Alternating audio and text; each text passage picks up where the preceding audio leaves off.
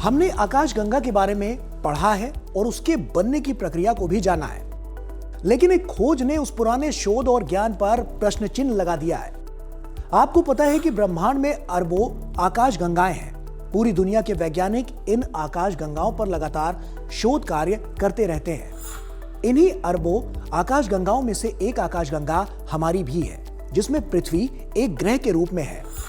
अक्सर तारों के विशाल समूह के रूप में समझी जाने वाली आकाशगंगाएं, जैसा कि तस्वीरों में दिखाई देता है, वास्तव में गैस, धूल और डार्क मैटर जैसे अन्य प्रकार के पदार्थ ही होते हैं।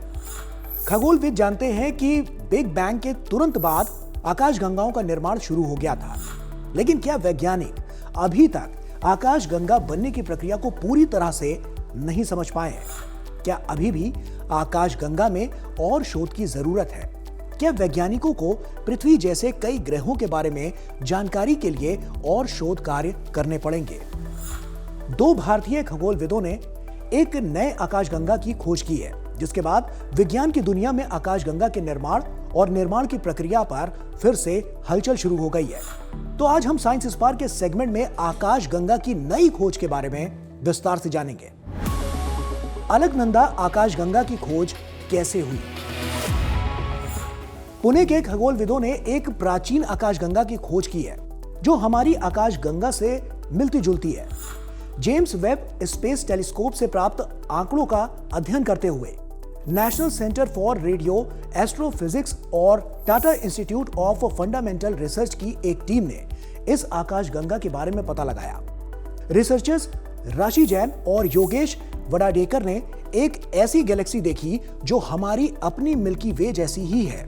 इस खोज में पता चला कि प्राचीन अलकनंदा आकाशगंगा उस समय से अस्तित्व में है जब ब्रह्मांड करीब 1.5 अरब वर्ष ही पुराना हुआ था, जो ब्रह्मांड की उम्र का लगभग 10वां हिस्सा है। भारत में हुई इस खोज को European journal astronomy and astrophysics ने पब्लिश किया है। रिसर्चर जैन और वडाडेकर ने JWST से ली गई 70,000 से ज्यादा आकाशगंगाओं की छवियों का अध्ययन किया और उनमें से लगभग 2700 सबसे दूर और सबसे चमकीली आकाशगंगाओं को अध्ययन के लिए चुना।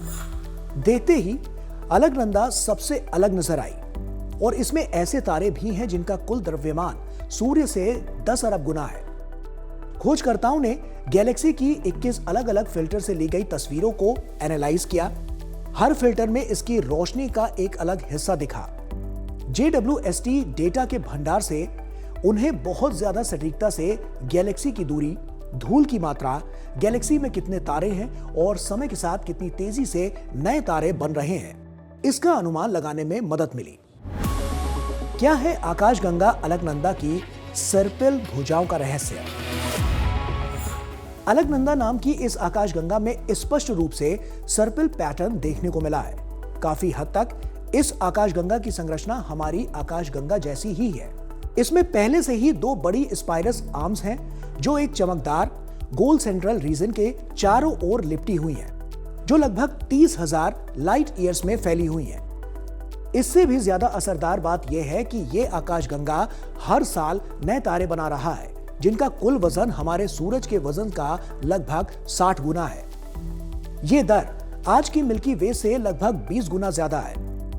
रिसर्चरों को लगता है कि अलकनंदा के लगभग आधे तारे पिछले 200 मिलियन सालों में बने हैं। ब्रह्मांडीय समय यानी कि कॉस्मिक टाइम में इसे पलक झपकना जितना ही समय कहते हैं।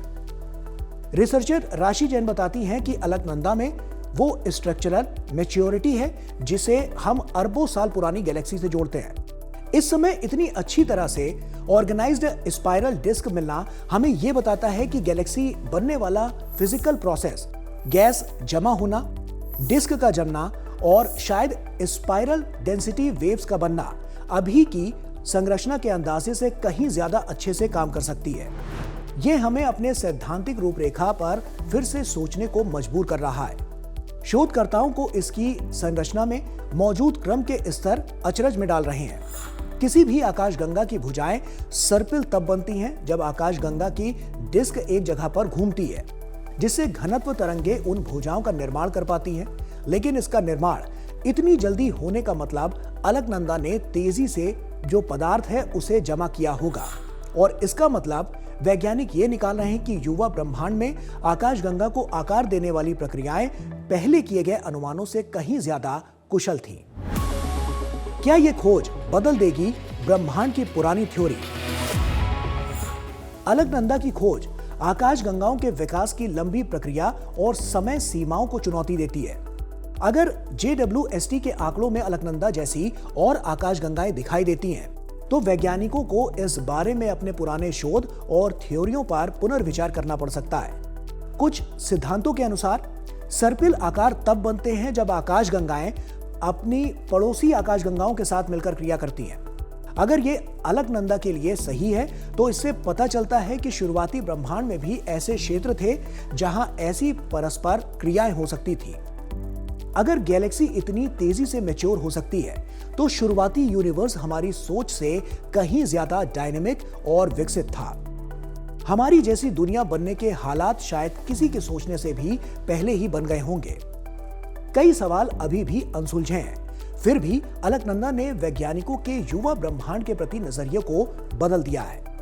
पुणे की एक छोटी सी टीम की बदौलत मिल्की वे जैसी आकाशगंगाओं के निर्माण की कहानी अचानक और भी दिलचस्प हो गई है।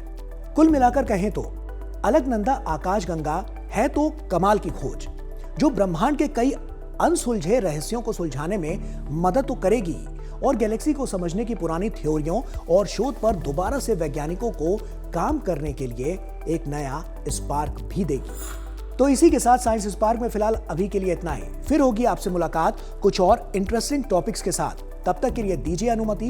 नमस्कार।